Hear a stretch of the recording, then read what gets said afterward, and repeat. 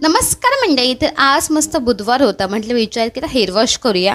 आणि आज सकाळी सकाळी मस्त हेअर वॉश केला आणि खूप जास्त फ्रेश वाटते ज्या दिवशी आपण हेअर वॉश करतो. आणि मंडळी आज मस्तपैकी केलं आहे मी मच्छीचा रस्सा आणि मच्छी फ्राय. कोणाला कमेंटमध्ये नक्की सांगा कोणाला आवडतं, आणि कोकणातली मच्छी आणि मच्छी मुशी फ्राय कोणाला आवडतं ते ते पण सांगा कमेंट करून.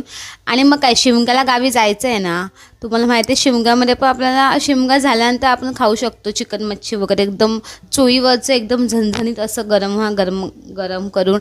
आणि मग नंतरला मी कामावर आली म्हटलं की तर विचार केला थोडं की आपण सलाड खाऊया, कारण की थोडी स्किन इज ग्लोईंग करायचं असेल तर थोडंफार आपल्याला केअर पण करावं लागेल. बट काय करणार, काय जाणं 8 वर्षाची जी भूक लागते ना ती काय आम्हाला काय सोडत नाही. म्हणजे 8ची जी भूक असते ना ती आम्हाला काय ना कधी खायलाच लागते. म्हणजे कसं आहे की ना, आम्हाला असं भूक लागते जोरात की चटरपट आमचं होऊनच जातं. असंच काही असं करता करता आमचा दिवस मी असंच संपवते.